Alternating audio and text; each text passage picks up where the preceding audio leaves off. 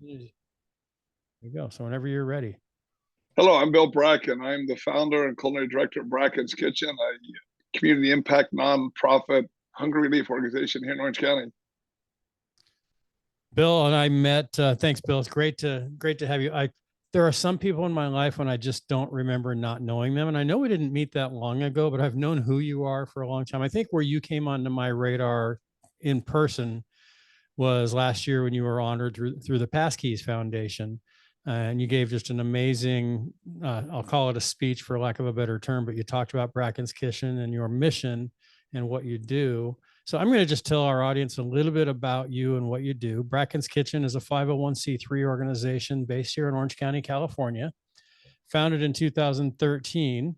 Their mission is simple: through food recovery, culinary training, and community feeding programs, they are committed to recovering and repurposing and restoring both food and lives. I love that. I watched a video in my stocking, or I'll call preparing for this interview. I watched a little YouTube video where you took us on a tour, and I love how you talk about we nourish people, we don't feed them. Tell me what the difference is to you on that.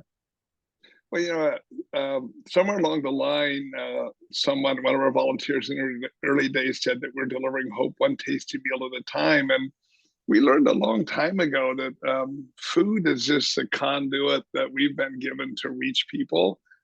Obviously, we feed people. It's what we do. There's so much hunger in Orange County and all over America. But if people are struggling to put a meal on the table, you can be darn sure that they're struggling in so many other areas. So from the very beginning, when I knew I was being called to feed people, we set out to do it differently, to truly spend time with them, not just hand out a meal, good luck, bye-bye, brown bag with a peanut butter and jelly sandwich, but to come out with a food truck to feed them, to put on an event.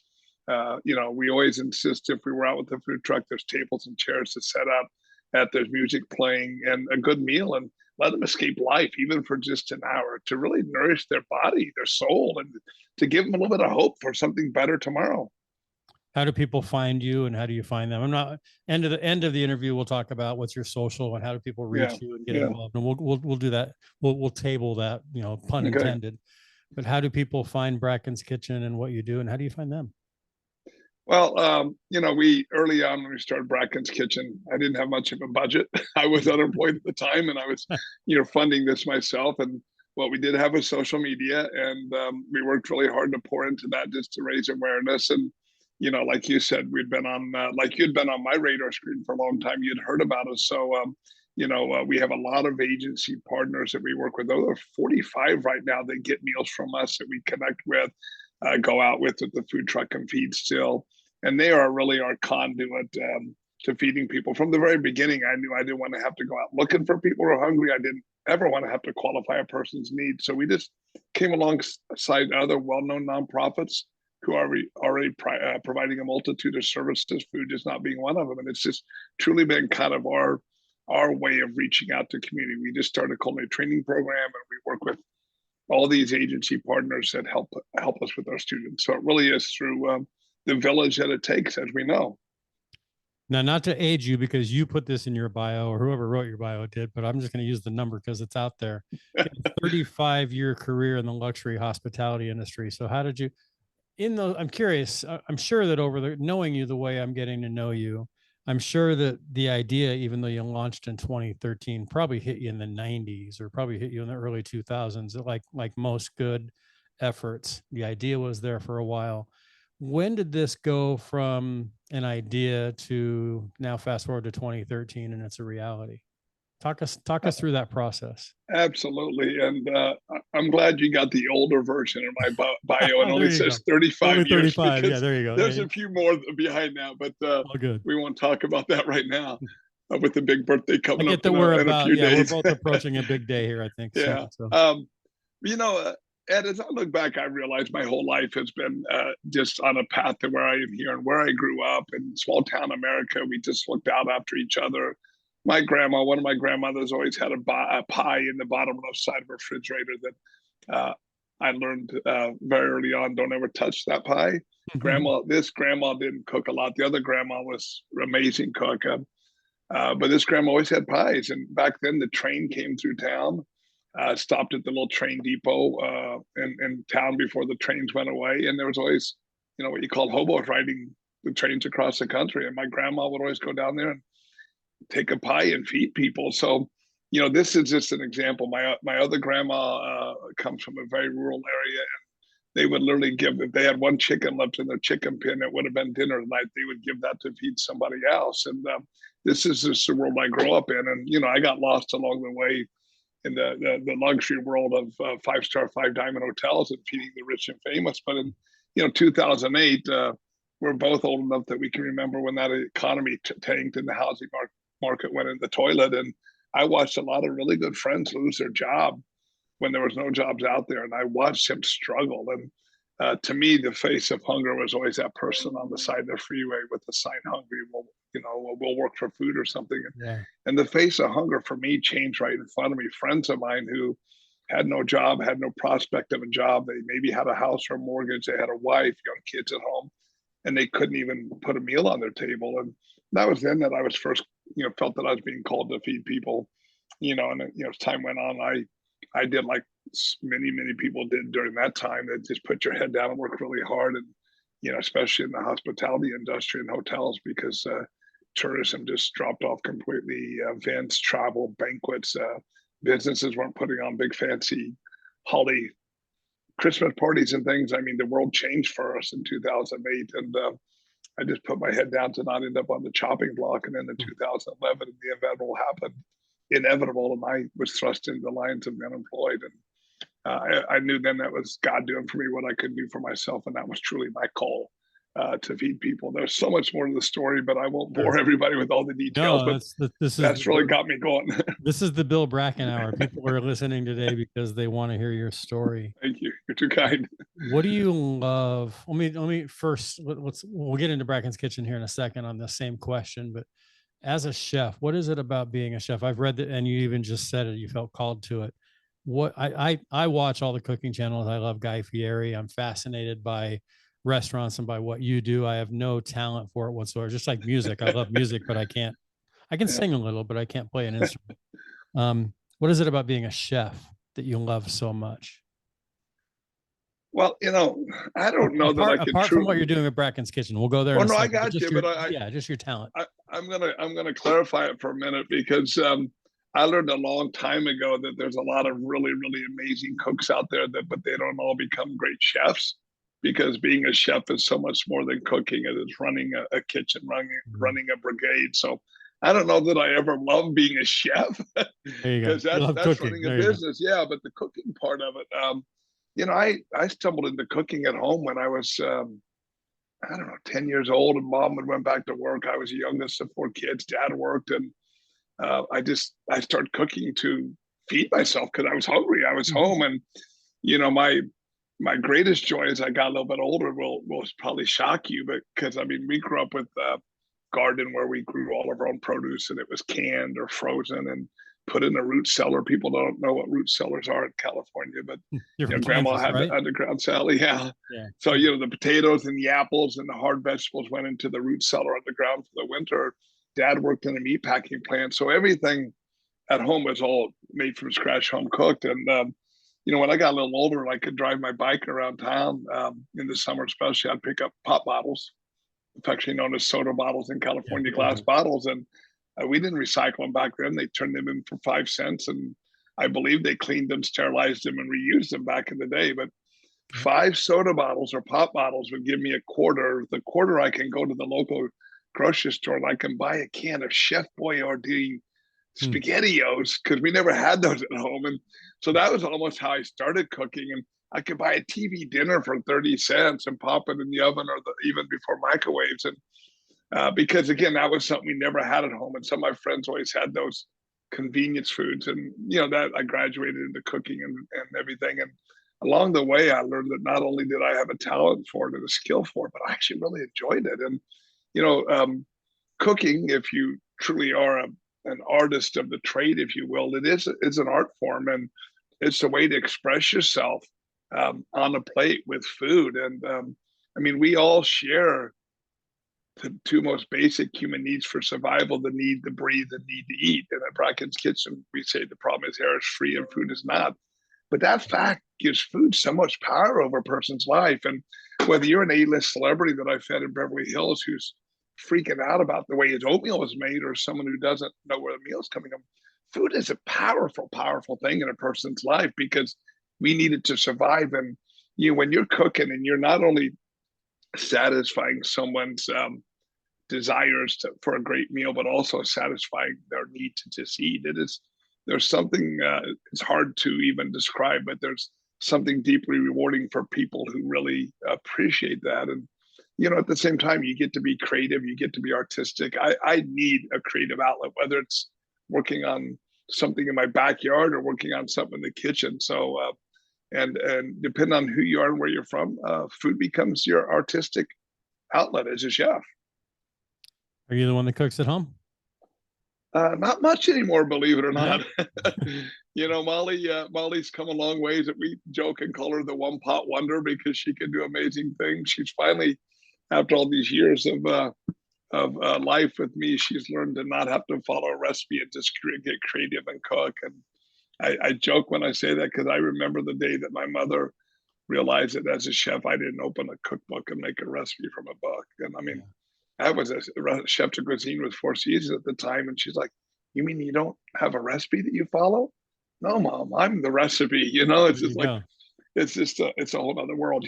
And everything's slightly different every time because you might put a little bit more of something in and a little bit less of something else the next time. Exactly. That's awesome.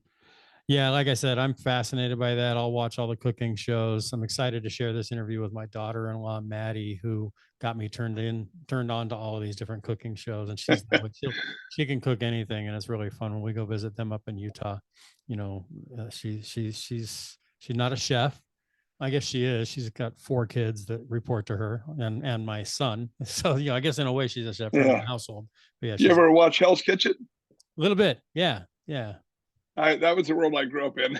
Yeah, nice. I love it. It's a whole nother world, that's for sure. So yeah, that's awesome. Do you have those celebrity chefs, if you will, or any that you look up to that that's kind of the guru in your industry that you admire or learn from? Years ago, I love Dean Faring, still do. I don't know that he would call me his friend anymore. I haven't seen him for so many years, but he's famous in Texas, Southwestern cuisine. And I have countless over here on the side that you can't see behind. I got countless cookbooks, and for years I bought the latest chef's cookbook, and I never, ever, ever looked at a recipe, only pictures, because I needed creative ideas. Dean Faring is the only chef who I ever actually used recipes from his cookbook because he just did amazing things. And I don't know if the word is a purist. Coming from the Midwest, I never got into a lot of the molecular gastronomy and some of the things. But Dean, I loved his creativity. I did a lot of things with Wolfgang Puck in LA over the years, and he was, just great people with great personalities and great hearts, and great in the kitchen as well. So to me, there's a lot more to being a great chef, like I said, than just being able to cook. So yeah, those people those chefs who have been successful have a heart for doing something or giving back, and just good human beings, to me, was always important. What's your comfort food, whether you make it or you go get it? If I had a magic genie bottle or something I can rub, and I could have 3 wishes. One of them would be my mother's fried chicken one more time. She passed away a few years ago, and she made pan fried chicken with gravy and mashed potatoes. Really, really, really good fried chicken would be my first go-to thing all the time. And not KFC, anything like that there, but there's a great place in Kansas City called Stroud's. And if you go into the original place, there's about 8 or 9 stoves there, and they're just completely covered with cast iron skillets, and they're full of fried chicken going all day long. It's just real, authentic pan fried chicken. So we're recording this at 12:40 on a Friday afternoon, and I haven't had lunch yet. So I haven't either, by the way. There might be chicken in my near future today, maybe for the rest of you listening as well. So I want to talk to you about the 3-part aspects of Bracken's Kitchen, one at a time. So talk to me what, you're touching on it already, but when you hear the term, or you create the term, a community feeding program, talk about that. Then we'll get into the rescued food portion, and then the culinary training portion. absolutely. I mean, as we grew, I mean, I started out with the food truck feeding people lead. Betsy, how did the name Betsy come along for that food truck? It's kind of funny. I mean, little bit of history. I was out of work, unemployed, doing consulting, trying to feed my family. My wife hadn't been working at the time. Knew I was being called to feed people, trying to figure it out. I never was a big coffee drinker, but Starbucks became my home because I no longer had an office and a hotel to go to. So, And they had free and Wi-Fi. yeah, exactly. Yeah. And I built this idea for a concept, completely different name. And there was kind of a for-profit restaurant that morphed into feeding people at the same time. And I just knew for many reasons that wasn't going to work. I couldn't put a restaurant South Coast Plaza area and put a nice for-profit restaurant. By the way, on Thursday nights, we're open up for homeless people to show up and eat. I mean, Awesome. it wasn't going to work. And I said Starbucks one day and a food truck went by and just the light bulbs went off. Ding, ding, ding. We'll get a food truck and bring food to the people wherever they are, low income communities, homeless, whatever it was. And in the beginning, I didn't even want to feed homeless people. I was afraid of them. I wanted to stay away from that. But 2014, we were incorporated and we're trying to get it off the ground. I started fundraising to buy a food truck, did the Ice Bucket Challenge before ALS took over. And suddenly toward the end of the year, I was donated Betsy, our first food truck. And it's a red food truck from Bruce's Catering. Wow. He does motion picture catering. Betsy used to be on the set of Grey's Anatomy, The Walking Dead, all these Hollywood shows. Like she used to feed the rich and famous. There and you go. Bruce wanted to donate her to me. And all I knew was a red food truck. And the day we were up there in Paramount City picking her up, he was got a little emotional there, was saying goodbye to Betsy. I'm like, what, Betsy? So I know this is off the topic of your question, but I think it's a crazy, funny story. But it's a rainy day, one of those seldom rainy days in California, and I'm driving a food truck for the first time in my life. Wow. And I'm coming down the 101 freeway, and every creak, every sound in the food truck, what's that? What's that? I'm what's like, that noise? It's scaring me. You know what I mean? I'm thinking it's falling apart. And the last thing I should have been doing was on my phone. But there I am sitting in traffic. So I make a quick selfie video to my wife and post on Facebook that, hey, honey, I love you, but I hope it's okay. There's a new woman in my life and her name is Betsy. Nice. And Betsy just became part of the family. And that's why everything now in this building has every vehicle has a name with B. There's a name behind every one of them. Bert the truck, Blue the van, Babs the new food truck. There's a story behind them. We just stuck with the B's. It worked well because I'm a Bill and a Bracken. So. Yeah, exactly. You got two B's in your name, so that's perfect. And the color was red, and that worked well too. I didn't choose red. Betsy was already red, and I'm a Chiefs fan, so that worked well. Perfect. But that was our community feeding program in the beginning. Me just going out in the community and feeding people, and didn't call it that. But as we grew and we realized all these other needs, and as we landed on a trio of service, and we had to call this something, and it's community feeding. We're out feeding in the community, whether we're providing meals to someone through our food truck, whether we're providing to another agency, whether another nonprofit is picking up a hot lunch today, like the Hub did today, and Miracles for Kids and Higher Ground all picked up hot lunches. That's community feeding. That's just out there doing what we do. What was the impact of COVID from 2020 through the peak times? I mean, I know, Wing Lamb and what he did with the California Love Drop and is still doing, and obviously what Bruno's doing over the White House and has done for years. I'm sure you've got a relationship with both of those guys. Talk about the impact on the community feeding when there was even a bigger need in a more isolated and specific way during COVID. Absolutely. I mean, we all have those things in our life, those moments in our life that we'll never, ever forget. I remember driving home Friday, March 13th. No one ever talks about it was Friday the 13th. I know, right? Yeah. Go figure. That's when the governor closed down California. Yep. Remember it well. And I remember one of those moments where we all remember where we were. I mean, it's like 9/11, those things. And it was the eeriest feeling. I don't know if the streets were any different than any other day, but mostly it felt like the place was abandoned. Like an abandoned, I don't know, but we had a meeting. We only were 7 employees at that time. Our goal in 2020 was 600,000 meals. We were still fairly new in this kitchen. Had just spent a little over a year getting settled in. And we had a meeting with the managers and like, what are we going to do? No one knew what was going to happen with COVID. we knew that we had to get rid of volunteers and suspend that program. But do we just close down? At that point in time, we were feeding a group of people at one or two shelters. Do we just cut back to a bare minimum and feed those shelter clients? Because the whole week long, we watched all these people stand up for kids. I don't remember all the organizations we even worked with back then, but all these people that were picking up hot meals all week long, Monday, Tuesday, Wednesday, every day we're getting phone calls for cancel. We don't need food. We don't need food. We don't need food. So we're like, what do we do? Do we just pull way back and ride out the storm for a few weeks or what? And I send everybody home to think about it, pray about it. If you're a praying person, what are we doing? Everybody came back on Monday unanimous. It's like, no, we're here for a reason. God's got us here. We need to ramp up because there's going to be need. And we had no idea what COVID had in store for us, and none of us did. And we went from 600,000 meals, which our goal in 2020, to 1.75 million meals. 3 times the amount. We completely revamped everything we did.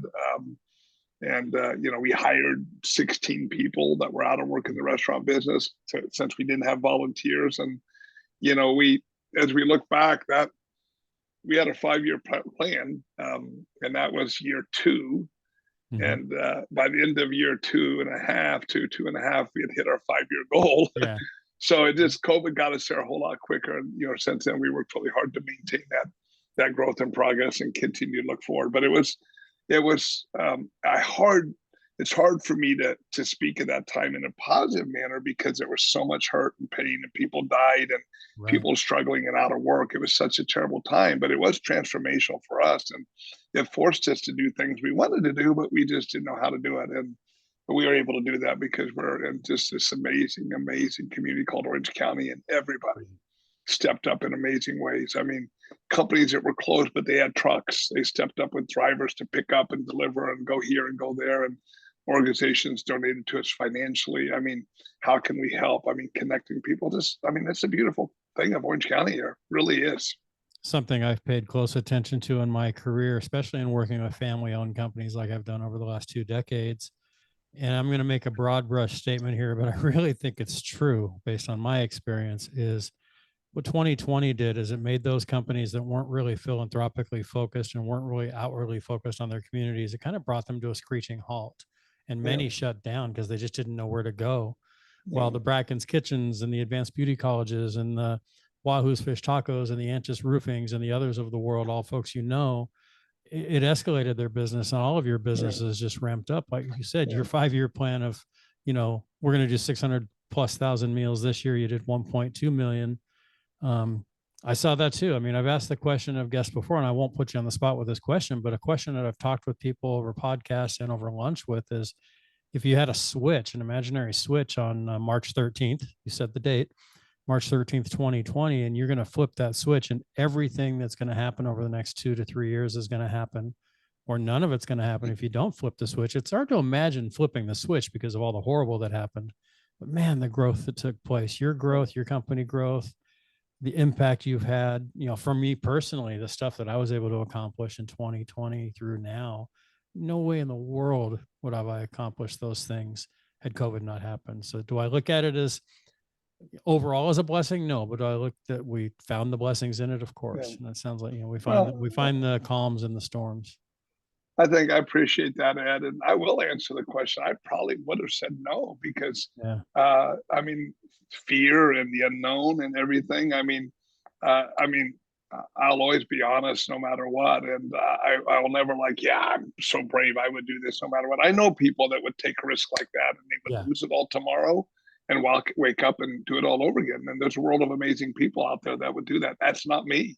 Right. I mean, I was forced to. I remember in my kitchen at home making a video as we were going through this. And again, all we had was social media, and everybody's at home now because there's no place to even go to work. So social media became even more powerful. I remember standing there in front of my stove making a video holding a basketball and talking about the concept of pivoting on the basketball court.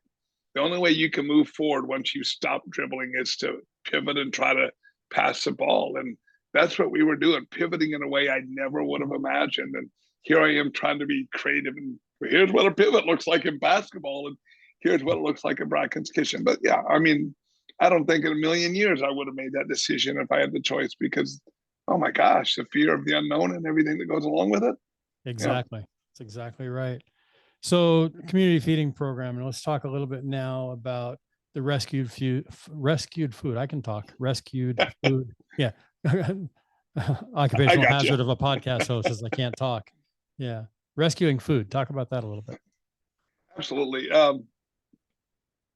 good friend of mine who's one of our board members started a program called Chefs in Hunger when he was with LA Specialty Produce. It's now Vesta. This nonprofit program still works. And he started about the same time, maybe 6 months before Bracken's Kitchen was born. And they started working on rescuing over prepared, over prep food from hotels and restaurants. They put an amazing program together to make it simple for their customers to take their leftover food and donate it. And when I started Bracken's Kitchen, last thing I ever thought of was rescued food. I was calling all these vendors that I've been purchasing from for the last 25 years and saying, hey, you got to donate to me. You got to do something. I need food to feed people, and I'm not going to pay premier cost for it. And they all stepped up. But then, the USDA come out with this report that up to 40% of our food supply is landing in the landfill. While, at that time, 12.5% of America was going hungry. And I this became a kind of a mantra, a speech of mine for a long time when we got into this. And I would tell the statistics, and I'd tell people, guys, I'm not a mathematician. I'm not the smartest guy even on this podcast, Ed.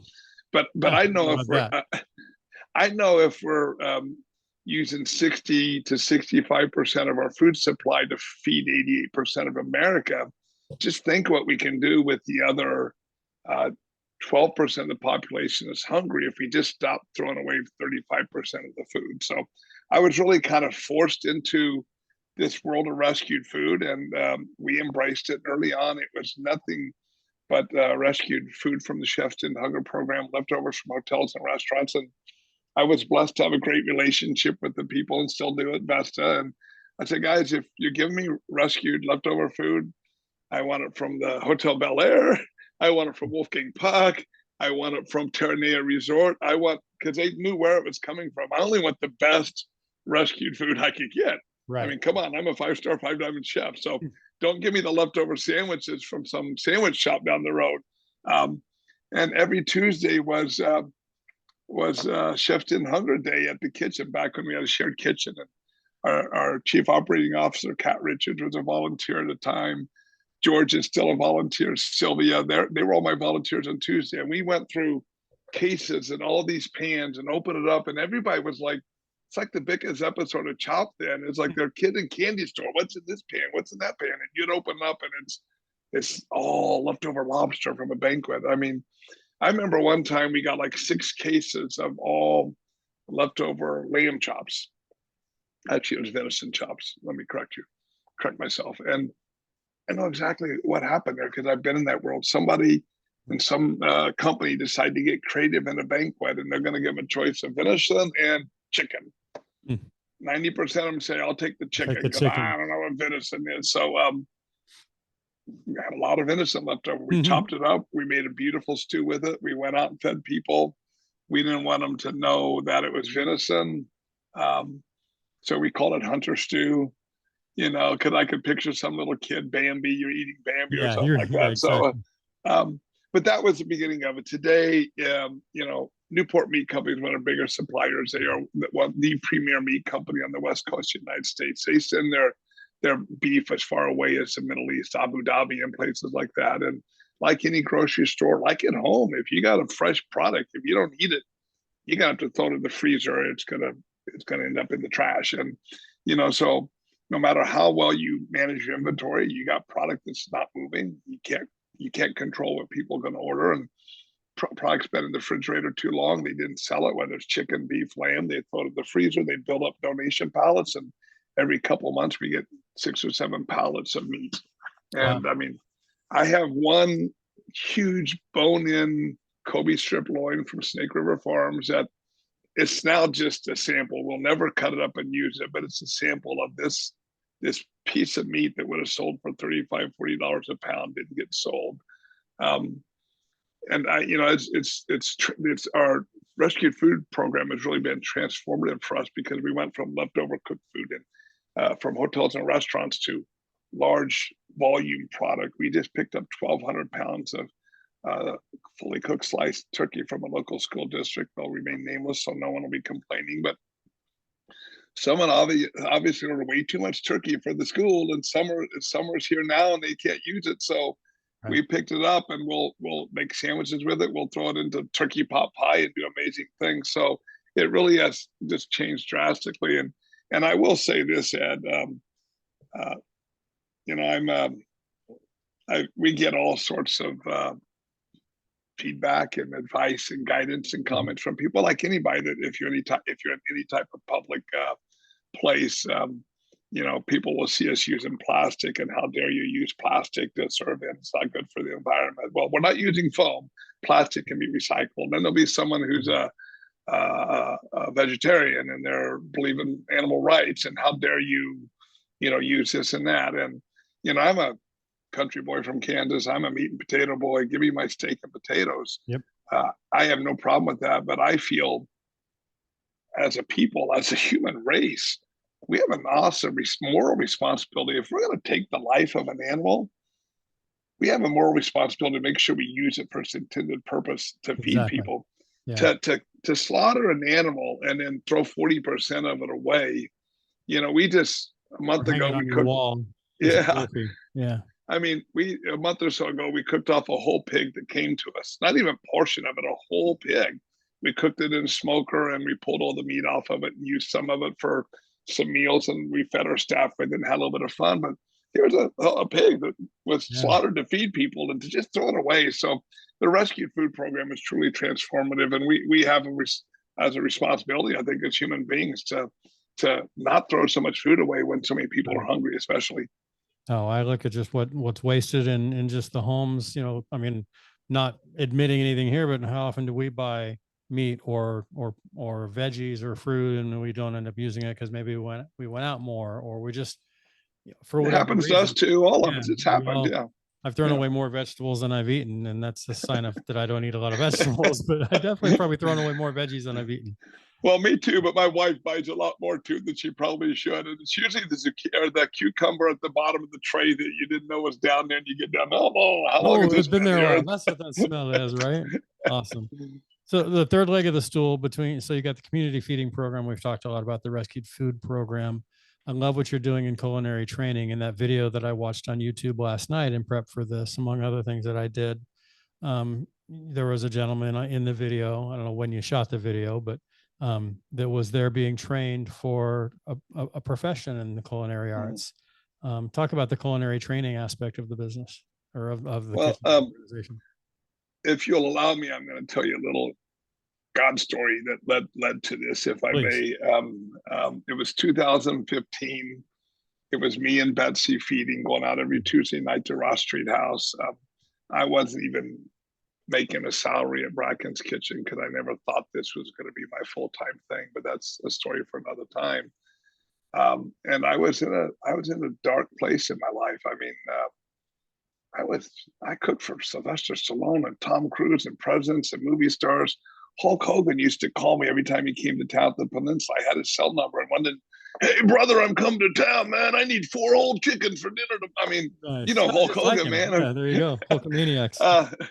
But I mean, this was my life, and here I am out feeding homeless and low-income population in Santa Ana and the likes. And my wife became the sole breadwinner. Financially, we were really struggling, and it was just really hard for me. And I was in a really bad spot. And did I just blow up my career because there'd been a year and a half of this? And while I've been doing some consulting on the side, I left that world. And did I make a mistake? And where am I at? I mean, I was in a really bad spot, and I got called or tasked to help out with Stand Down Orange County, which was a big event for homeless veterans. And due to politics involved and things like that, there are a lot of agencies that were going to be part of it pulled out, and suddenly me coordinating the food service, it became me providing the food service.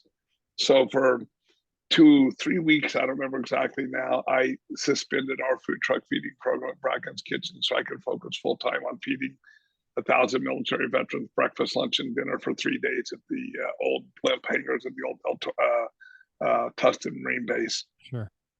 And as I was gone and not feeding everything, I spent a lot of time praying, God, I need to know, am I where I'm supposed to be? Am I in the right place? I started thinking about all these kids that I knew at Ross Street House. They all called me Uncle Bill. I always joke, I'm the only wedo white boy uncle they'll ever know. Right. But do they even know I'm gone? I mean, okay, where's the guy at the food truck? Am I having an impact on their life? I mean, I know they enjoyed the meals, but our philosophy then was if we can provide a meal 1 or 2 days a week for this, really low income population, they could save their money to pay for rent and all these other things. Am I having an impact? I didn't know. And I mean, deep inside, I knew, but I was in such a dark space You because I needed a gave up this confirmation career. of some sort. Sure. So I just prayed over and over again, God, please tell me, show me. When I come back to Ross Street, I need to know something. So every Tuesday we went there. And Ross Street, the house was a half a mile north of the Civic Center in Santa Ana, where at that point in time, 470 homeless people were living in the Court of the Flags. I'm sure you remember that period. Yeah. But I pulled in the Ross Street house in the old food truck, noisy old thing. You remember the one squeaking down the freeway I talked about earlier. Yeah. And as I put it in neutral and went to back into my spot, the kids were all over there having their afternoon snack. And they're making a lot of noise, but they always make a lot of noise, but it seemed different. I backed Betsy up, I backed in the spot, and it just got louder and louder. And I put Betsy in park, and I turned off the engine, and then I heard what was going on. There were 45 Hispanic kids over there chanting, Uncle Bill, Uncle Bill, Uncle Bill. And I was just like, oh my God. I mean, I needed a sign. I didn't even get out of the truck yet. God, give me, Yeah. give me a break here. I started crying, and I'm like, okay, thank you, God. I composed myself. I got out. I went over there, and they all got up, and they were around me. And I felt like Kobe Bryant downtown LA after winning the title. And all 45 of them chanting and jumping up and down around me, calling me Uncle Bill. And I looked over there, and Paloma and Rose, who were two of the teachers, were sitting there crying. I heard one of them say, I wish I had this on video. And I mean, that was all the confirmation I needed that I'm right where I'm at.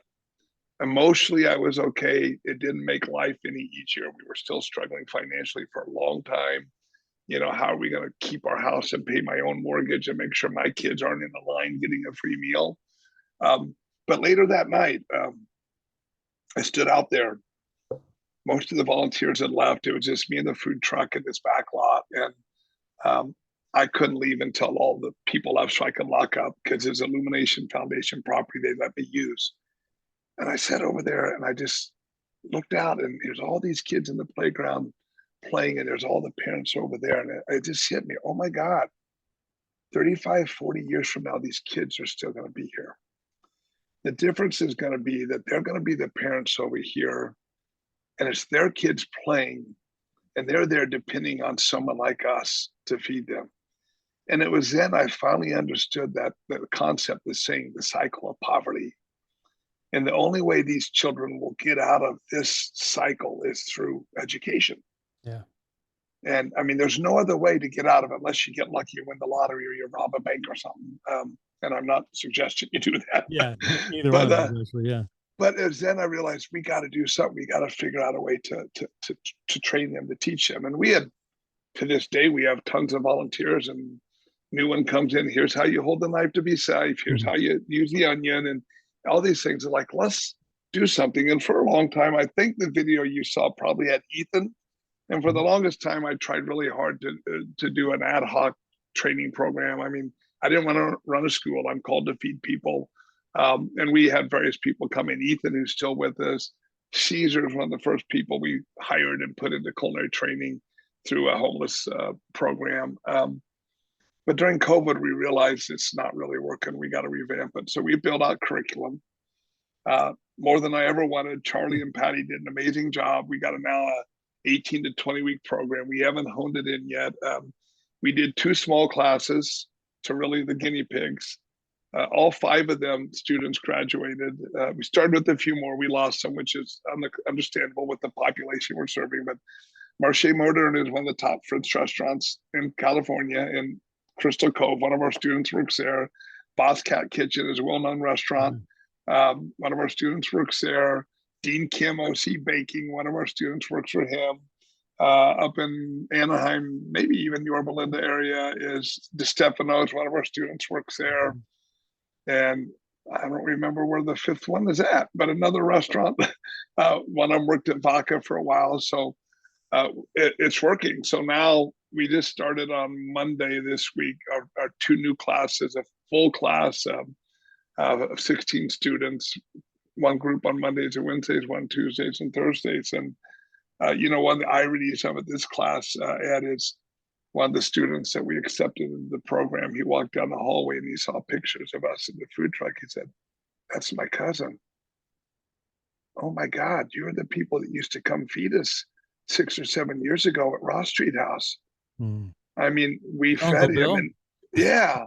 And he didn't realize we were the same group of people, because there's no food truck around here or nothing. So but talk about full circle moment. This kid is so excited.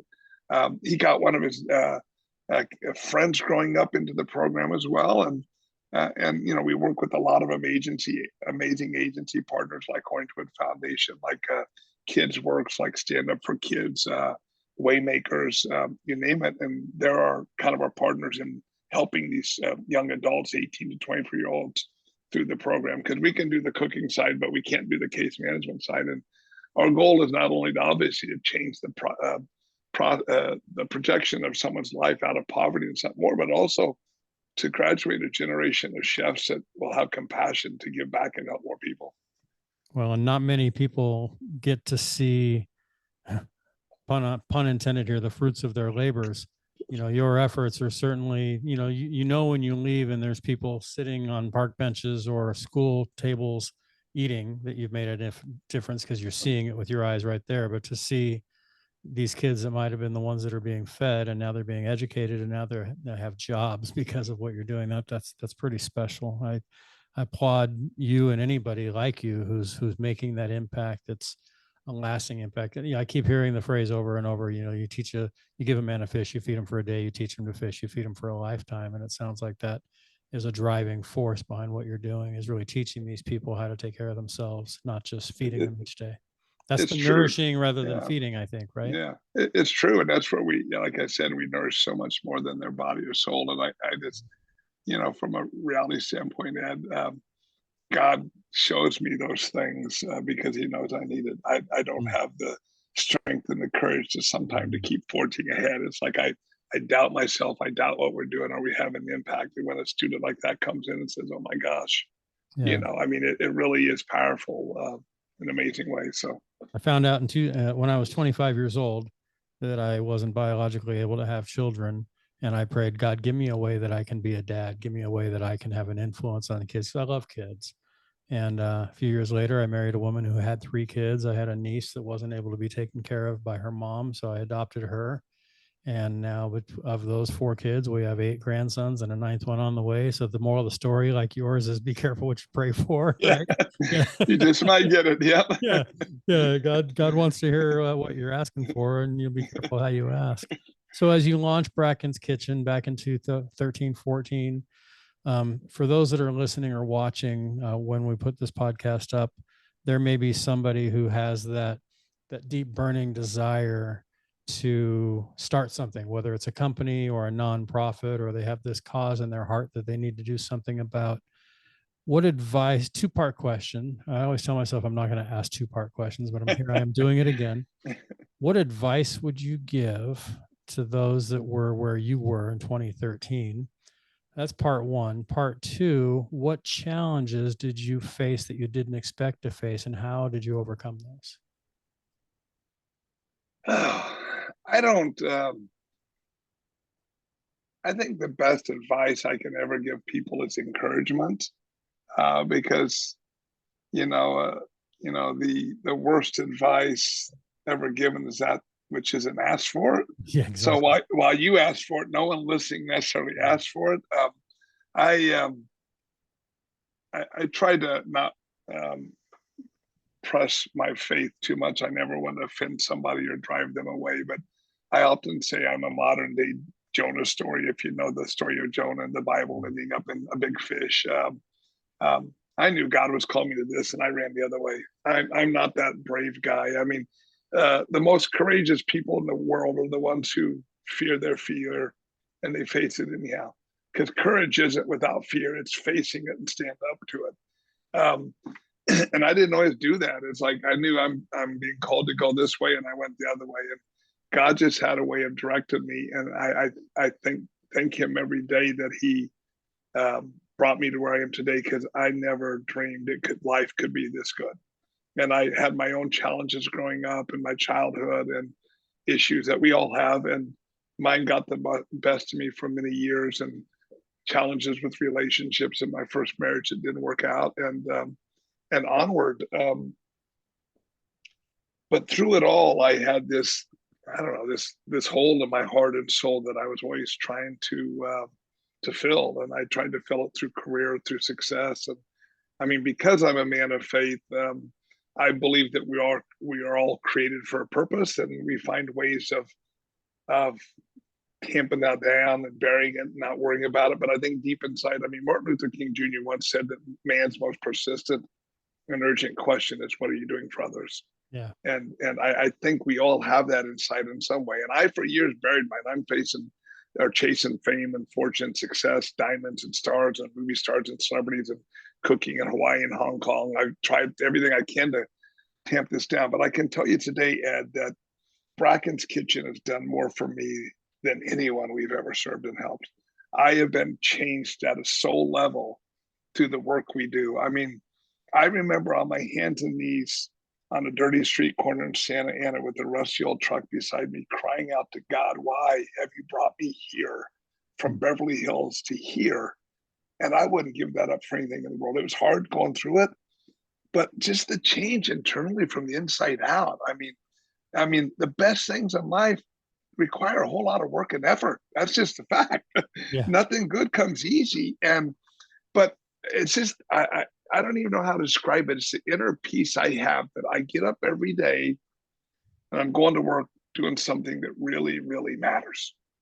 Cooking mattered. I made fancy foie gras and caviar and people ate, but there's a whole different level of matter here. And knowing that I'm doing, sorry about that, That's right. knowing that I do something that really matters has changed me. So that's the best encouragement I can give people. I know that this was never going to be Bracken's Kitchen.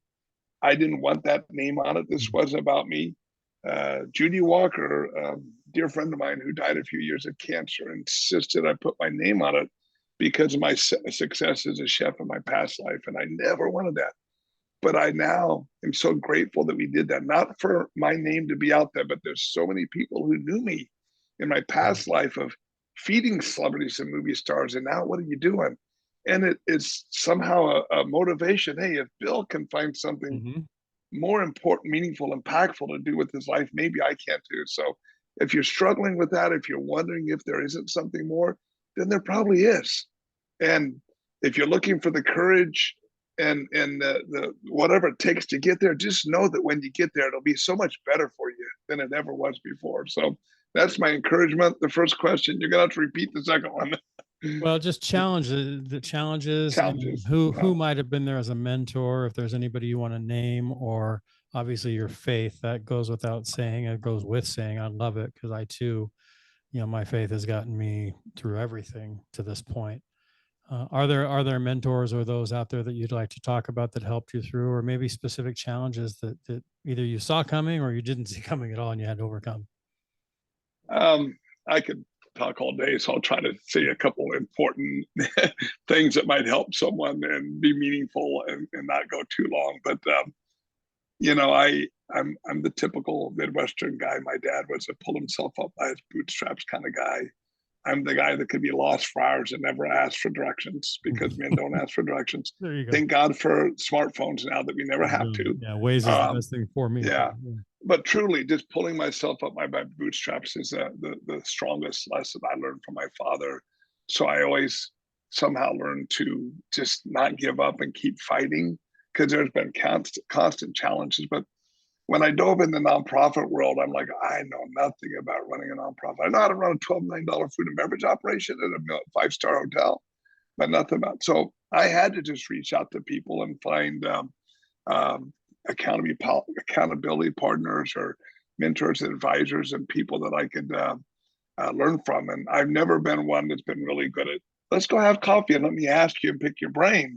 Um, but I've always been really good at watching and reading and paying attention. I spent 2.5 years at the Orange County Rescue Mission. I watched what Jim Palmer did and the way he did it. I mean, the people there that I'm like, yeah, I mean, this is where you learn from. So a lot of people, nonprofit, I visited a lot of other nonprofits and volunteered here and there. It's like, okay, I don't know what I'm doing on the nonprofit side. So let me watch people.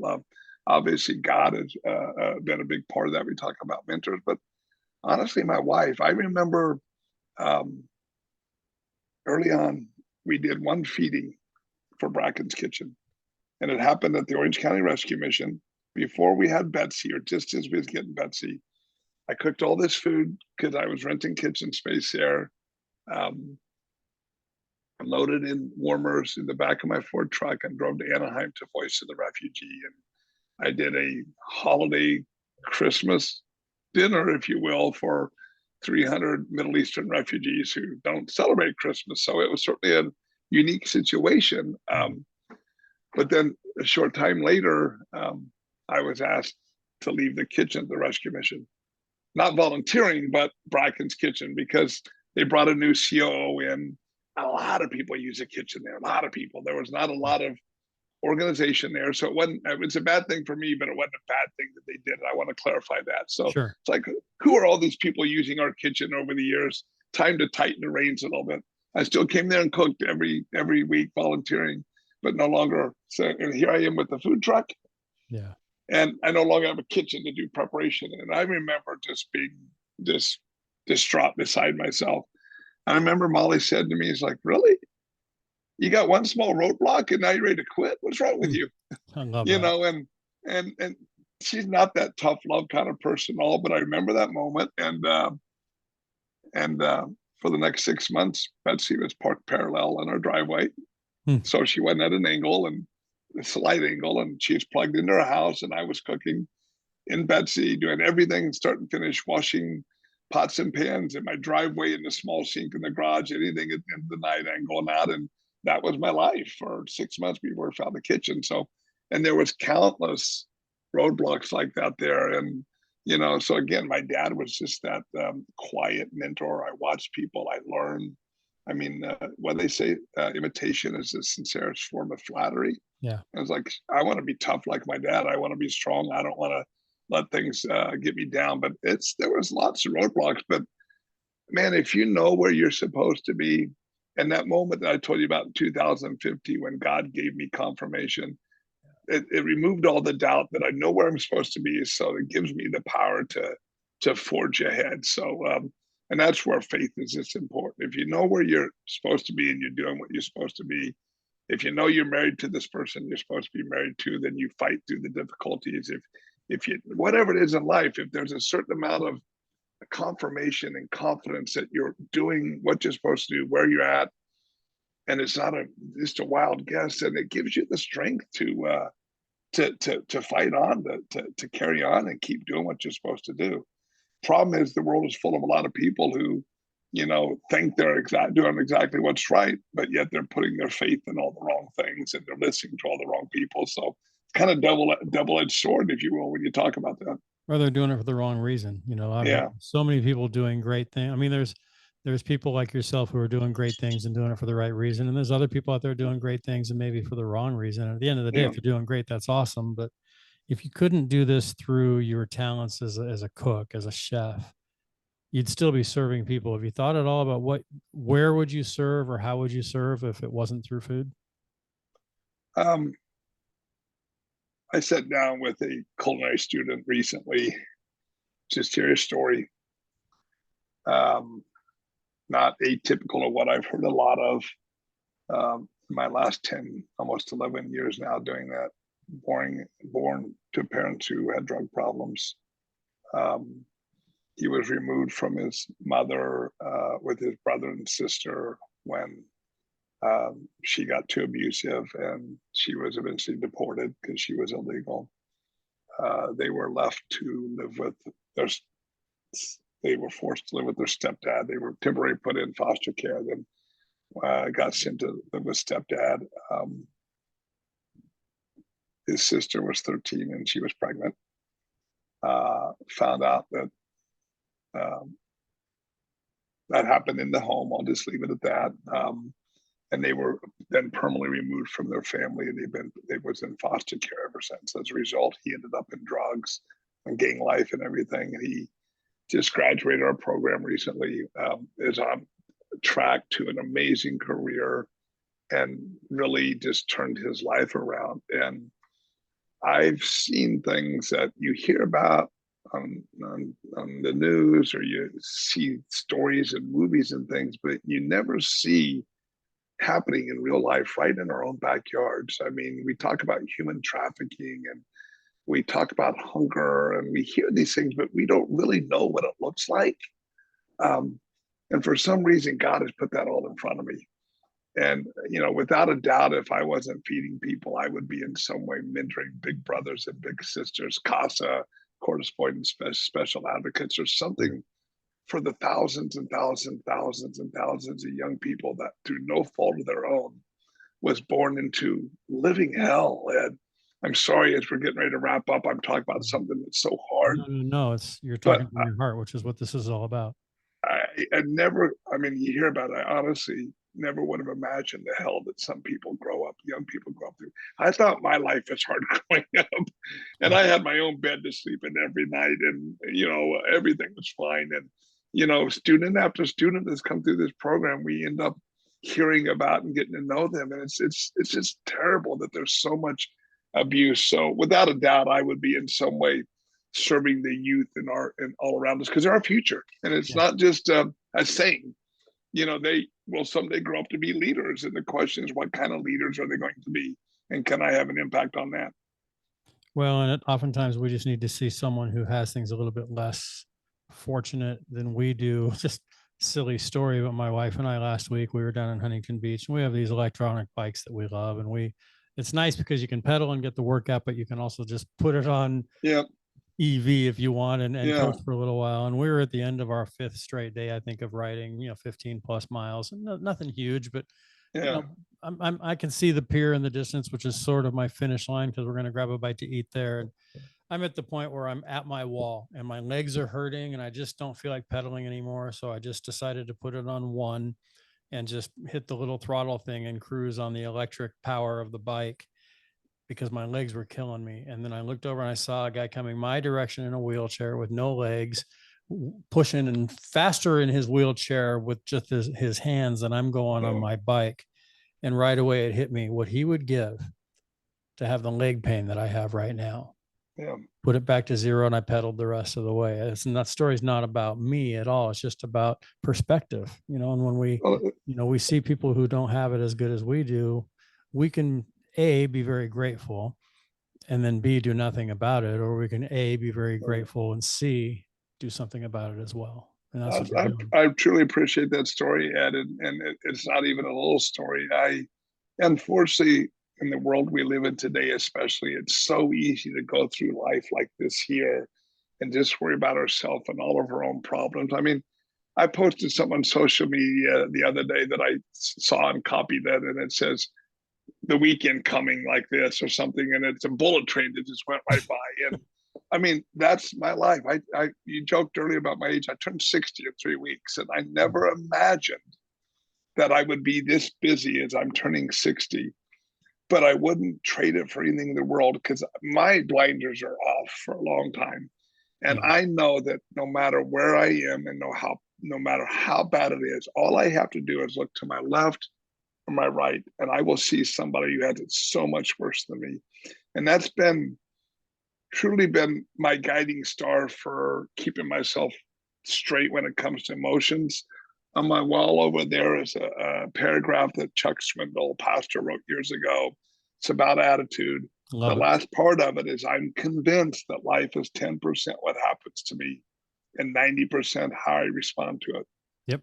We're all in charge of our attitudes because, man, it could be so much worse. So, if there's nothing more that I can leave people with in the world is like, dude, it could be so much worse. Be grateful for what you got, where you're at, and just truly make the most of it. Yeah. Truly. EV free in Fullerton is where my parents raised me going to church, and Swindoll was our pastor. So Yeah, he moved I've, to Texas a few years ago, yeah, or many I've years read, ago now. I've Yeah. read that quote. I like the story of, you go to the doctor and you're sick and he gives you medication and he says, come back and see me in 2 weeks and we'll see how the medication's working. And when you go back, he gives one of two responses. He says, oh, you're reacting to the medication. Well, that's negative. I'm having a reaction. We need to try a different treatment, a different medication, do something different than what you're doing. If he says you're responding to the medication, it means it's going well. Let's keep on this track. And we can react to the world around us and react to the poverty and the homelessness and so forth and turn the other cheek or look away or be offended. Or I don't want to, you mentioned earlier in this conversation, about, it wasn't about feeding the homeless at first because that kind of scared you a little bit, but responding to it is now doing something about it. So I appreciate that you're responding to your heart and you're responding to the promptings that you've been given from God and just in your own mind and your heart. And your wife, we both have wives that prompt us a lot. Really, you're going to let that one thing be an obstacle? Come on, get over yourself. What's a big goal? You talked going into 2020. I got 2 or 3 last questions and we'll wrap up here. Going into 2020, that goal of 600,000 meals and obviously going 3 times that. Sitting here July of 20, by the way, you're a lot older than I am. You've got me by 9 months. I'll be 60 in April. So I can hear what you're talking about there. So I know you got that big 60 coming, and 60 is the new 40, right? We're the golden boys. You and I and Charles and Wayne, we're all the golden boys now. So that's all good. Not to give away their ages, but they're older than you and I are. So that's good. Goals that you have for Bracken's Kitchen going forward, what would you, whether it's a number or just an impact, or when you think about, either A, I'm done and I'm hanging it up, or B, just what's the next big thing I want to reach? What do you think of?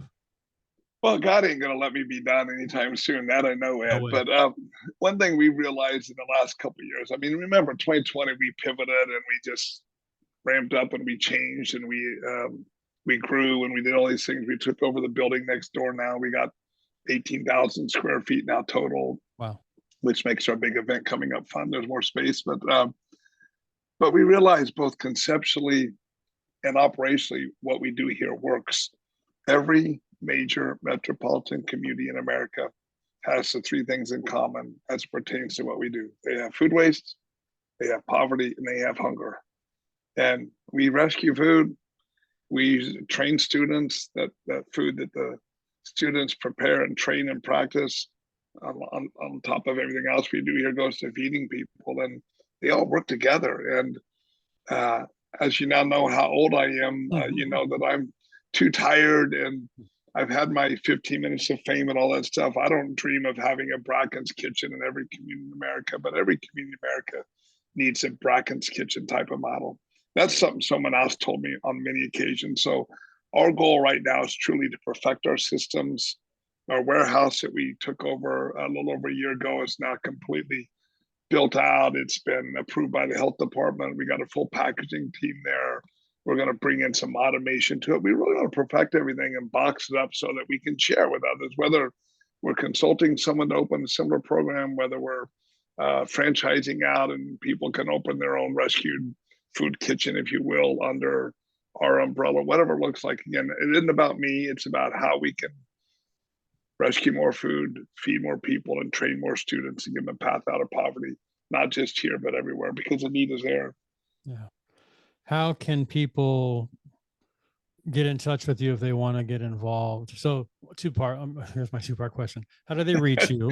Two of those, two-part questions. Two-parters. You talked about social media. Best way for people to reach you if they just want to get involved or they want to find out where you're going to be and come and volunteer. I've seen on your social and I've talked to others I know personally who have gone into the kitchen there, and I'm still going to do my tour and come in, by the way. We got to get that scheduled. You're welcome anytime. How do they get involved? What is involvement? The best kind of involvement is what? And then how can people reach you to do so? And then I'll ask you my final question. Well, I mean, first of all, when you talk about involvement, I remind people all the time that we run a business. just like anybody else. And everything it takes to run a for-profit business, we need for a nonprofit business. Everything. There's no different. We are a business. We happen to have to file things differently with the government. We have to manage our money differently. We have to impact the community in a positive way. That's what makes a nonprofit. So when it comes to people getting involved, you got a skill, we can put it to use. You know how to repair things? I'd rather get a volunteer to come out and jump on our roof and work on a refrigerator than pay a company. So volunteering, whatever it is, obviously our website, like the world today, www.brackenskitchen.org. Go there. There's volunteer links. There's everything. We talk a lot in the nonprofit world, as you know, time, talent, and treasure. Mm-hmm. I got some friends that actually give all of them, supporters. Some, I don't have a lot of time, but I have lots of treasure. I'll give you that. Others, I don't have a lot of treasure, but I have some talent. I'll help you and guide you, advise you. And then again, some people just giving time, whatever it is, just to come out and peel onions all day. So it really, I used that word earlier, but it really does take a village. And we have anywhere from 8 to 20 volunteers in the kitchen on any given day, on top of our now 30 employees. That's our goal this year: 2 million meals, rescue 300,000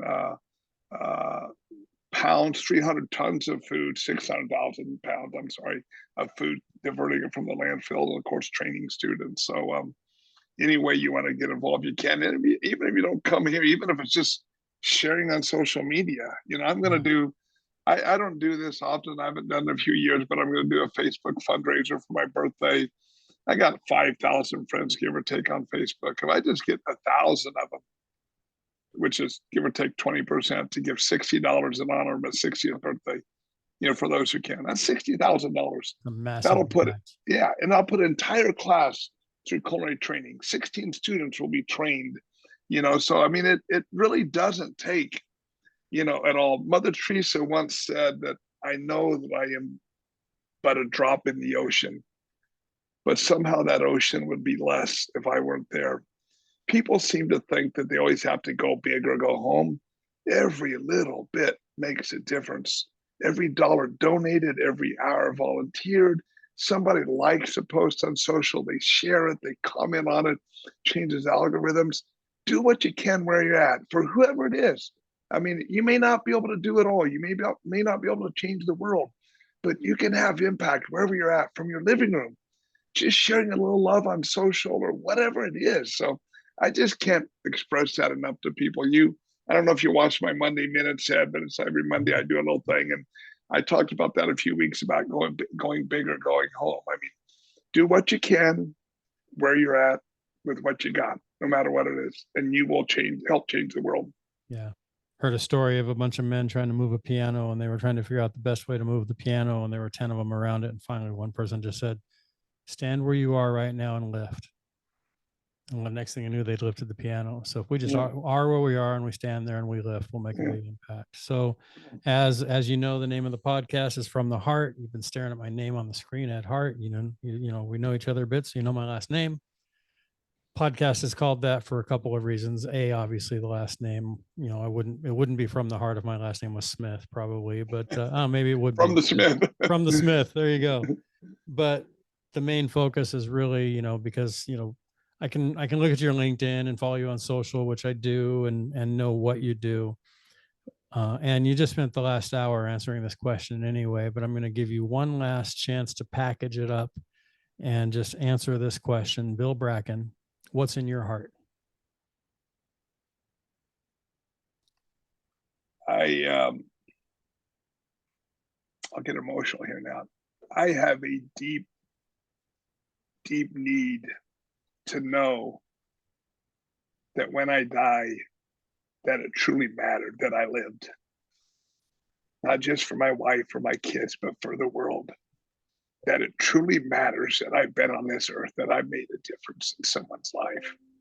And if more people could grasp that, because it matters that every one of us lives. We all matter, no matter who you are, where you're at, no matter what you're going through, no matter what obstacles you face, no matter what mountain you think you can't overcome, it matters that you live.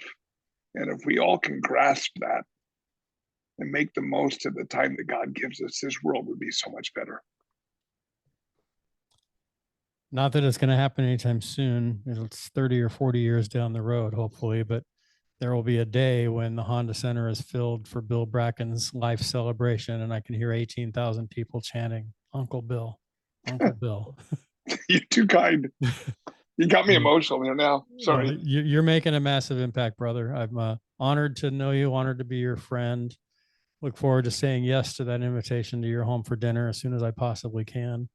And just to give you a big hug. You're in the short period of time I've known you, you've quickly become one of my favorites. And this interview has been one of my favorites as well. I appreciate you sharing your heart and what you're doing and the impact that you're making. And just God bless you for the man you are and the impact that you're making and the people you're feeding, not just with food, but with things much more important than food. So thank you. Trust me, the feeling is very mutual. It's been a true pleasure to get to know you and be here. Thank you for giving me this time. So barbecue soon, okay? 10-4.